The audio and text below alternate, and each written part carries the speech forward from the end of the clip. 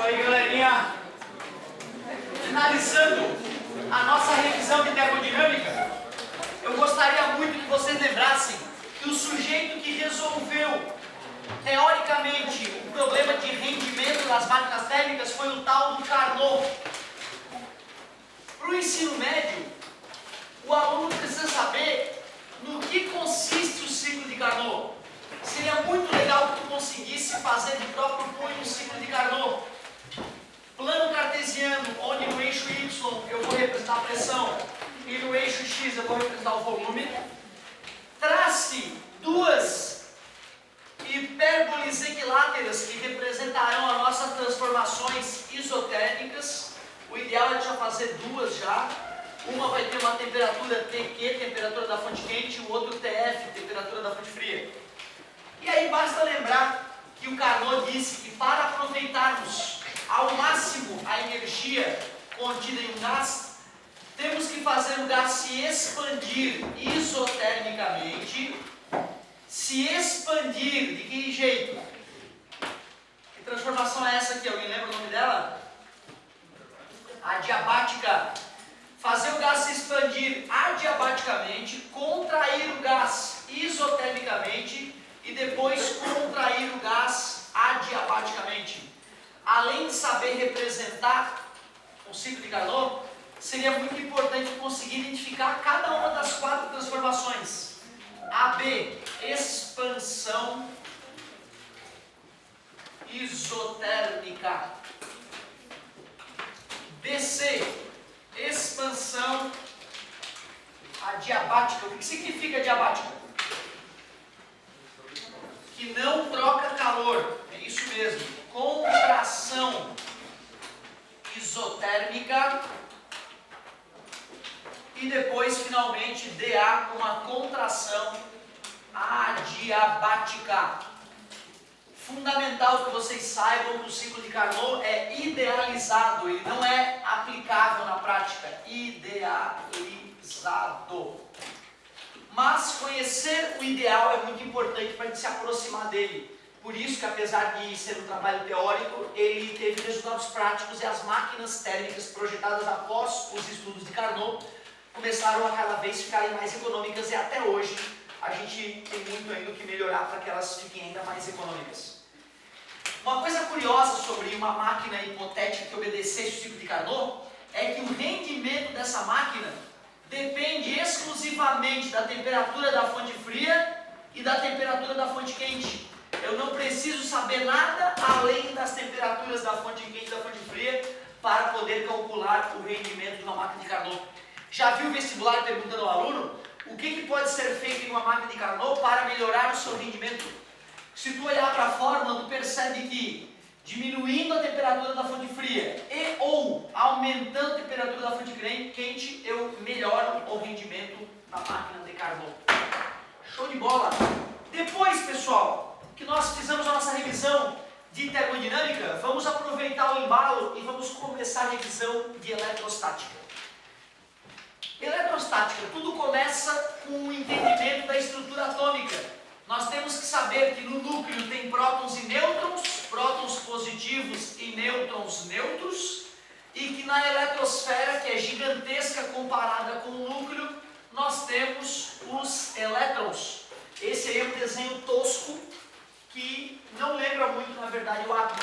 Primeiro que a eletrosfera ela é muito mais complexa do que isso e vibrante. Mas o que importa é a gente saber que no núcleo temos prótons que são positivos e nêutrons que são neutros.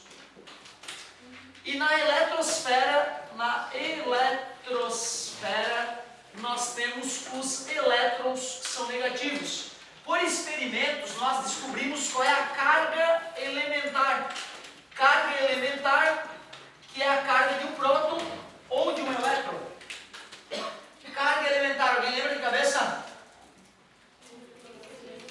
Ou 1.6 vezes 10 na menos 19 Coulomb, que é a unidade de carga elétrica do sistema internacional. Da mesma forma que se eu quiser saber o preço dos pães que eu comprei na padaria, eu pego o número de pães, multiplico pelo preço de cada pão e dá o preço final, né? Isso, obviamente, antes de ser proibido a venda de pães por preço. Hoje é obrigado a pesar, né? Da mesma maneira, se eu quiser calcular a quantidade de carga elétrica em um corpo, quantidade de carga elétrica. Para obter a quantidade de carga elétrica em um corpo carregado, basta pegar o número de partículas em excesso e multiplicar pela carga de cada partícula, que é a famosa carga elementar. Não custa lembrar uma coisa que pode atrapalhar a galera. O que é corpo neutro? Corpo neutro é o cara que tem o número de prótons igual ao número de elétrons. Corpo positivamente carregado, número de prótons maior que o número de elétrons. Corpo negativamente carregado, número de prótons menor que o número de elétrons. Então a pegadinha clássica é: corpo neutro é aquele que não tem carga. Não é verdade. Todos os corpos têm carga porque são feitos de átomos.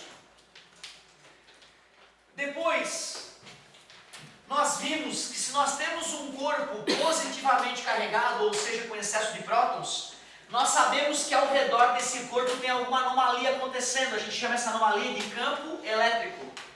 Para representar graficamente esse campo elétrico, os cientistas tiveram a ideia de pegar uma partícula de teste positiva e abandonar ela nas proximidades da carga. E aí a gente faz setinhas representando o movimento dessa partícula positiva que foi abandonado na vizinhança da carga estudada. Essas linhas são chamadas de linhas de campo elétrico ou linhas de força elétrica. E como elas representam a trajetória de uma partícula positiva, elas serão de afastamento ou divergentes ao redor de um corpo positivamente carregado e serão convergentes ou de aproximação ao redor de um corpo negativamente carregado. As linhas só estão retinhas e bem organizadas assim porque essas cargas são isoladas. Se eu fosse representar o campo elétrico ao redor de uma carga positiva próxima de uma carga negativa, o campo elétrico já ficaria bem distinto, ficaria deformado. Eu poderia usar muito mais linhas do que eu estou usando. Eu estou usando poucas linhas de campo para que o desenho não fique poluído. E já dá uma boa noção, né, da trajetória de uma partícula abandonada ao redor dessas cargas. Linhas de campo elétrico. No ponto X e no ponto Y, onde o campo elétrico é mais intenso? No ponto X, por quê? Legal? Está mais perto da carga geradora. Essa interpretação está perfeita.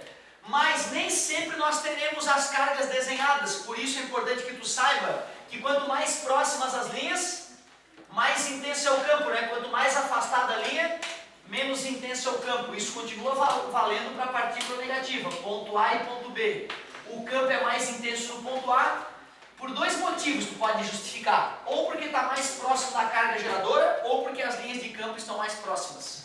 Da mesma forma, se eu te pergunto o ponto 1 e o ponto 2, qual que tem o campo elétrico mais intenso? No ponto 1, né? No ponto 1 porque as linhas estão mais próximas. Logo no ponto 2, como elas se afastaram um pouquinho em relação ao ponto 1.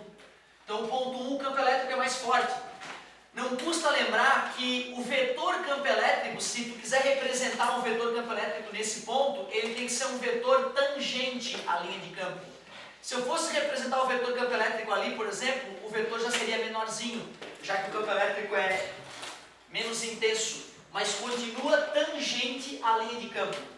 Propriedades das linhas de campo, ou linhas de força elétrica, representam a trajetória de uma partícula positiva, nascem nas cargas positivas, morrem nas cargas negativas, jamais se cruzam.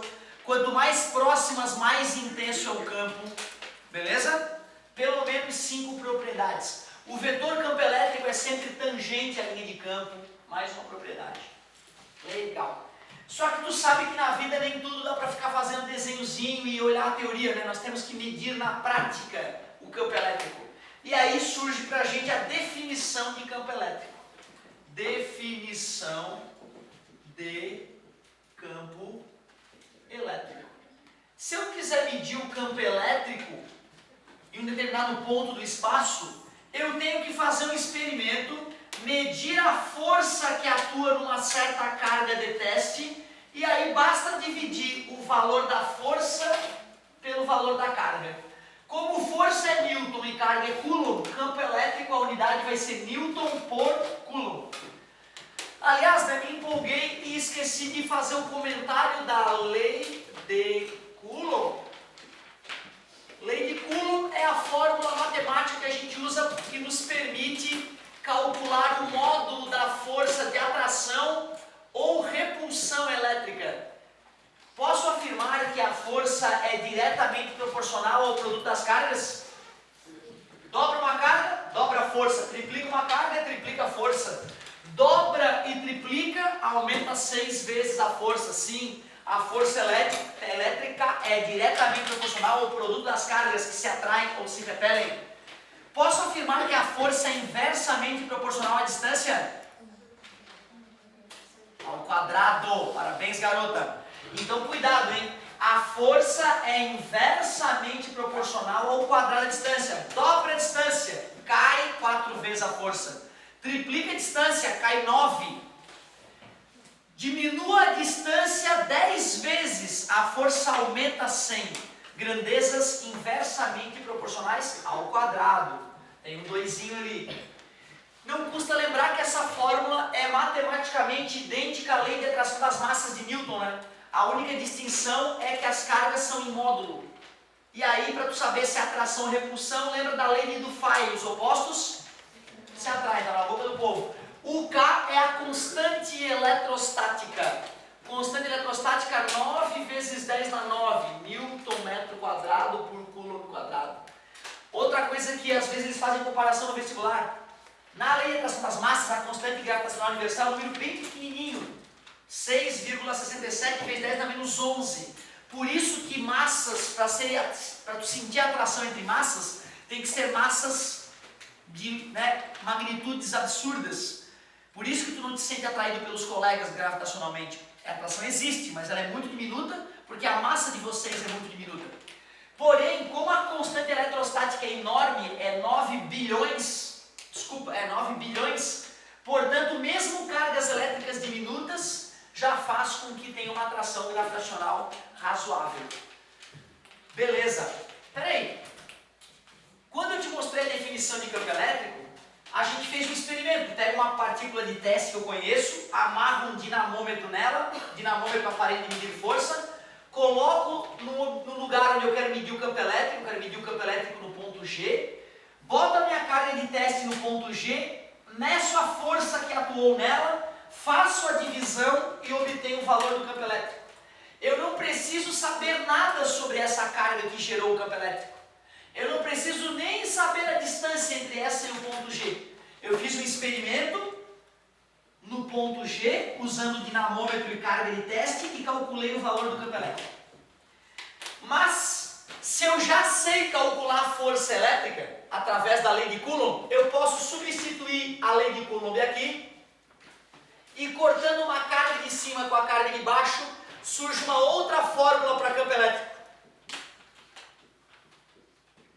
Essa fórmula é chamada de campo elétrico gerado por uma carga. Gerado por uma carga. Se eu quiser calcular o campo elétrico no ponto G, sem usar a definição de campo elétrico, é bem diferente.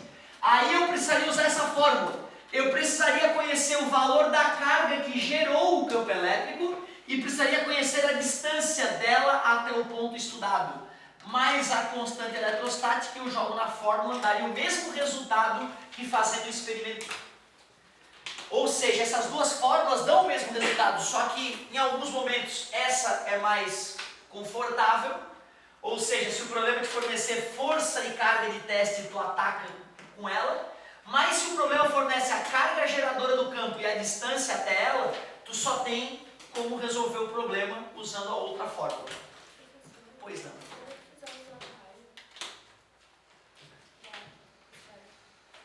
Aí é que tá, olha só que interessante, bacana o que tu falou. esfera carregada, né? Esfera condutora carregada, como é que é o campo elétrico, como é que é o potencial elétrico, certo? Vou revisar isso logo depois de fazer a revisão do potencial elétrico, vai ficar bem completinha a revisão. Ótima tua pergunta. Bom, a parte de força de eletrostática está resolvida, só que uma ideia mais refinada do que força é a ideia de energia. A ideia de energia nos permite resolver problemas que só com a concepção de força a gente não conseguiria. Por isso que nós vamos partir da ideia do trabalho de uma força e vamos começar a fazer a revisão da parte energética da eletrostática. Poxa, toda a ideia de energia no ensino, toda a ideia de energia na física é oriunda da ideia original do trabalho de uma força. Lembrem aqui comigo. Se eu tenho uma caixinha e faço uma força nessa caixinha e desloco ela, eu posso dizer que eu realizei um trabalho. Então, objeto, superfície, fiz uma força nesse objeto com um certo ângulo horizontal, o objeto se deslocou uma distância d. Para eu calcular o trabalho da força, é força vezes deslocamento vezes o cosseno do ângulo entre eles. Toda a ideia de energia é oriunda dessa ideia original. Professor, mas eu posso fazer deslocamento sem ter força? Sim. Eu tenho energia. Não. É isso que confunde as pessoas. É isso que faz as pessoas não entenderem porque os objetos se andam sem força. Né? Parabéns. Olha que legal, a tua análise só corrobora para entender a primeira lei de Newton, né? Se o objeto tem massa e tem velocidade e está se deslocando em mRu, a força resultante é zero, né? Mas ele está se deslocando, né? Zero vezes o deslocamento dá zero. Mostra que não estão executando o trabalho nele. Mostra que ele não está ganhando energia, nem perdendo. Por isso que ele continua andando. mRu. Normal, faz sentido.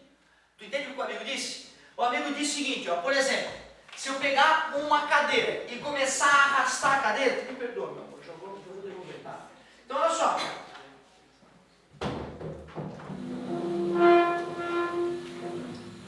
Aproximadamente mRu. Concorda comigo?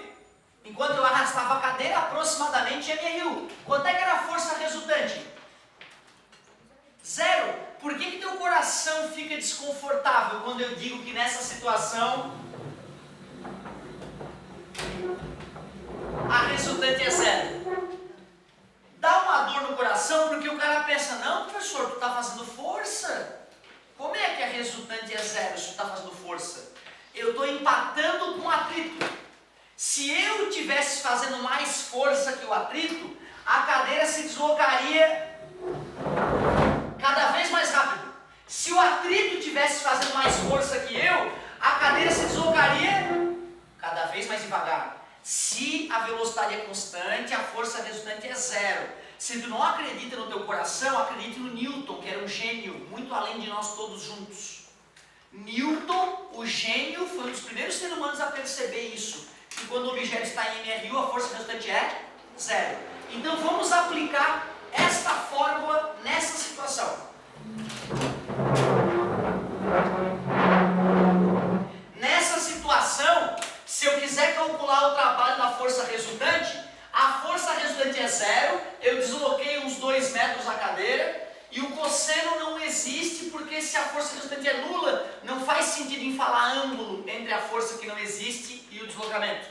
Portanto, o trabalho da força resultante era zero. Por isso que a cadeira se manteve com a mesma velocidade à medida que eu arrastava ela. Se tivesse trabalho, ela teria que aumentar de velocidade. Se tivesse um trabalho negativo, ela teria que diminuir de velocidade. Mas agora vamos fazer uma outra análise. Eu fiz uma força diferente de zero, concorda comigo? Quer dizer que a força, o trabalho feito pelo Otávio foi maior que zero. Mas tu concorda que o atrito foi contrário ao movimento? Ou seja, o trabalho da força de atrito foi menor que zero. E a soma do meu trabalho mais o atrito estava dando zero. Por isso que a cadeira continuou em mRu. Sem problema. Então, bacana, o amigo me ajudou a revisar mais profundamente a ideia de trabalho. A ideia de trabalho não mexe na primeira lei de Newton. Não mexe na primeira lei de Newton. Aliás, vou aproveitar e vou fazer outros comentários. Quais são as 3 maneiras de um trabalho dar zero? Quais são as 3 formas de um trabalho de uma força ser nulo? Uma das situações é a que a gente acabou de ver, quando a força é zero. Quando a força é zero, o trabalho é zero. Uma força que não existe não vai realizar trabalho. O deslocamento, ser zero. Se eu aplico uma força no objeto que não se desloca, eu realizei trabalho na parede, mas eu estou fazendo força, cara, juro. Eu estou fazendo força, eu não estou realizando trabalho na parede. Isso significa que eu não estou gastando energia? Eu estou gastando energia, não estou? E quanto mais força eu faço, mais eu me canso, cara. Minha musculatura se desgasta. Eu gasto energia. Só que eu não transfiro energia para a parede. Só isso. Então, quando a gente faz um exercício isométrico na academia, eu estou gastando calorias, eu estou perdendo joules de energia do meu corpo, energia química. Só não estou transferindo para o objeto. E tem uma outra opção. Mesmo existindo força e existindo deslocamento, tem uma situação onde o trabalho dá zero, né? Qual é? Quando o cosseno for zero, qual é o ângulo cujo cosseno é zero? 90 graus. Sempre que uma força for perpendicular ao deslocamento, ela não realiza trabalho. São as 3 maneiras do trabalho ser nulo. Show de bola. Só por curiosidade, o exercício isométrico, né, esse de tu empurrar e a coisa não se mexer, ele aumenta a tua força sem aumentar a tua massa muscular. Olha que legal, tu fica mais forte sem aumentar de categoria. É o que os judocas, os lutadores fazem nas academias para ficarem mais fortes, sem ganhar massa muscular, o que faria ele lutar numa categoria acima, né? Então exercício isométrico é muito importante. Revolucionou o levantamento de peso quando os russos começaram a fazer os exercícios isométricos, certo? Também é importante lembrar que se tu começa a fazer isso demais, tem uma tendência de aumentar a tua pressão arterial. Então exercício isométrico tem esse perigo, né? Se tu não acompanhar a tua pressão arterial, pode ter problema de pressão alta ao executar o exercício principalmente, certo? Mas a fórmula dizer que o trabalho é zero não quer dizer que tu não vai gastar energia, né? Fazer exercício isométrico cansa pra caramba. Vamos que vamos! Toda a ideia de energia da física é oriunda da ideia do trabalho de uma força, mas como estamos revisando eletrostática, eu queria usar esta fórmula para calcular o trabalho da força elétrica. Ou seja, eu pegaria a lei de Coulomb e substituiria aqui dentro. Fazendo essa substituição é que nasceu para a gente a ideia de energia potencial elétrica. Energia potencial elétrica. É muito parecida com a lei de Coulomb, só que as cargas não estarão mais em módulo, afinal, energia é uma grandeza escalar, e a distância não vai mais estar ao quadrado. Essa fórmula só serve para calcular a energia entre 2 cargas, né? Uma vez eu vi no vestibular, o cara pedia assim, ó, ele dava 3 cargas elétricas, Q1, Q2 e Q3, e pedia a energia elétrica do sistema. Como é que tu acha que eu faria numa situação dessa? Ele dava as cargas e dava as distâncias todas, tá? Se ele me dá uma situação como essa, fornece as cargas, fornece a distância, como é que eu calculo a energia potencial elétrica do sistema? Tem que fazer de 2 em 2, tem que fazer todas. Calcula essa energia, calcula essa energia, calcula essa energia e soma os resultados. Bem chato, né? Teria que usar a equação 3 vezes para matar essa questão. Já vi aparecer no vestibular esse tipo de pergunta. Energia. Como é que é a unidade no sistema internacional? De energia? Joule. Obrigado. Joule. Energia potencial elétrica. A gente poderia chamar isso também de trabalho da força elétrica. Sinônimo. E agora, cara, quase na parte final da revisão. A ideia de potencial elétrico. Potencial elétrico. Gente, imagine vocês que eu tenho uma carga gerando um campo elétrico nas suas vizinhanças e eu tenho uma outra carguinha de teste. E eu queria saber quanto de energia essa carguinha de teste vai obter quando eu colocar ela em um determinado ponto X. Eu tenho uma carguinha de teste Qzinho. Eu conheço o valor dela. Da mesma maneira como nós fizemos para campo elétrico, eu posso pegar essa carga de teste, colocar no ponto X, calcular ou medir de alguma forma a energia que ela adquiriu e fazer a seguinte relação: energia potencial elétrica por unidade de carga. Esta é a definição de potencial elétrico. Enquanto o campo elétrico é força por unidade de carga, potencial elétrico, joules por coulomb, energia por carga. E joules por coulomb nós chamaremos de volts, em homenagem ao Alexandre Volta.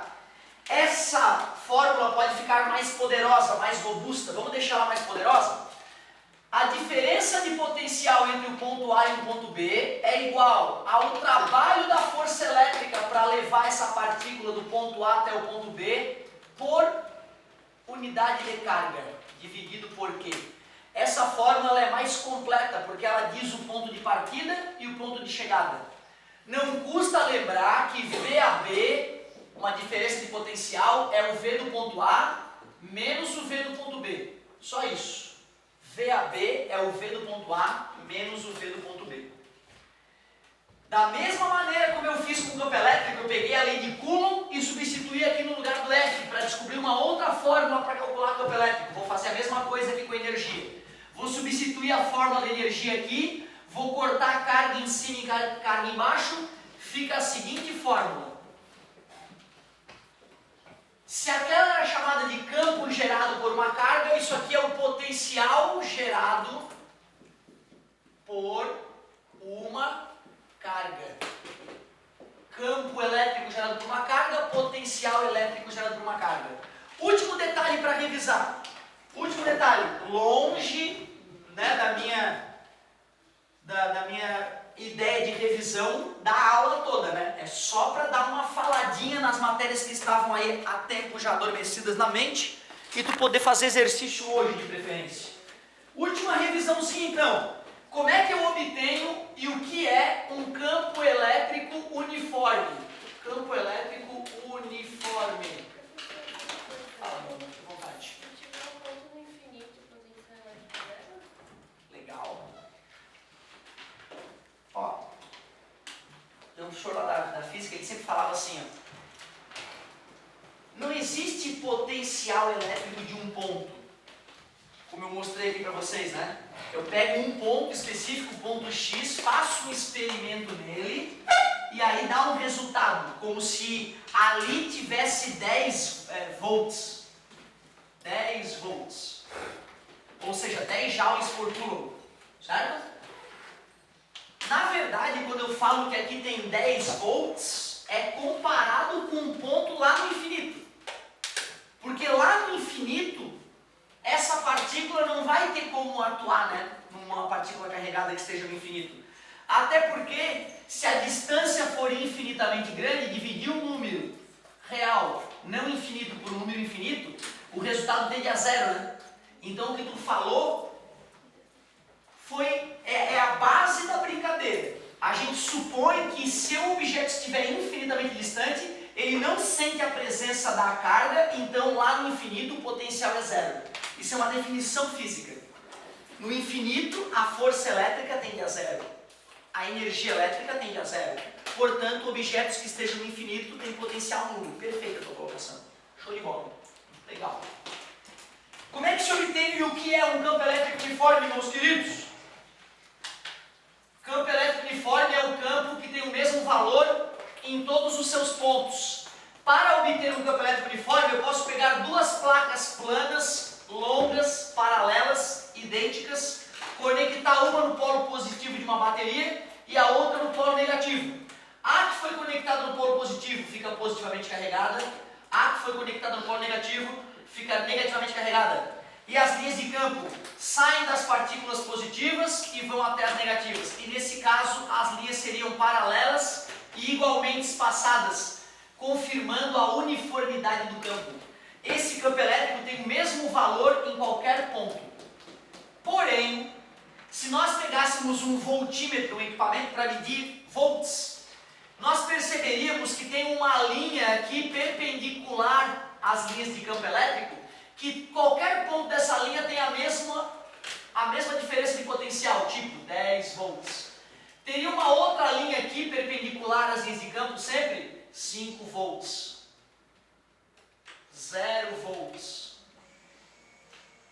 menos 5 volts. Essas linhas pontilhadas, anota o nome delas aí se for o caso, chamam-se superfícies equipotenciais.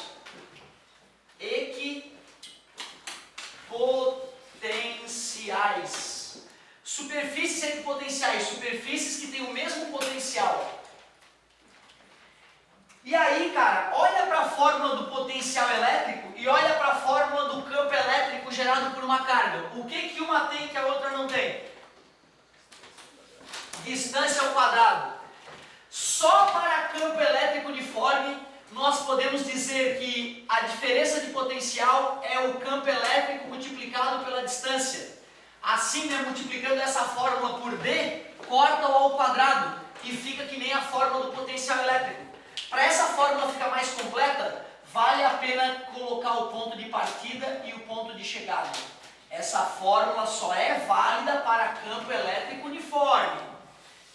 Se eu fosse usar essa fórmula numa situação como essa, imaginem vocês que eu quero pegar uma partícula, tirar ela do ponto A e levar ela até o ponto B.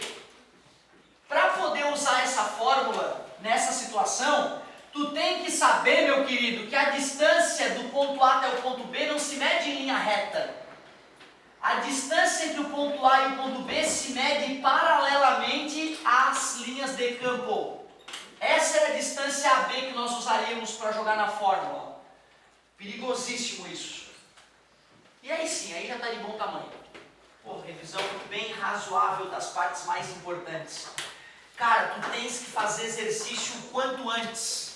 O ideal é hoje à noite, amanhã, no mais tardar, dar um jeitinho de fazer exercício. Anota as dúvidas, leia o material que tu usa, seja o nosso, seja outro. Traga as dúvidas para a sala de aula para a gente poder ir melhorando juntos aí na física. E aí eu ia ficar muito feliz se alguém me apresentasse uma duvidazinha, né? Para a gente poder continuar. A hidrostática não era com a gente não, né? As leis de Newton também não, né? Eu acho que foram essas as frentes que nós vimos mesmo, né? Show. Claro que deve ter ficado alguma coisa por revisar, mas ao longo do curso a gente vai lembrando isso. Meu Deus, vamos avançar um pouquinho então na parte nova se ninguém tiver dúvida. Se alguém tiver dúvida, aproveita que a gente faz o exercício aí.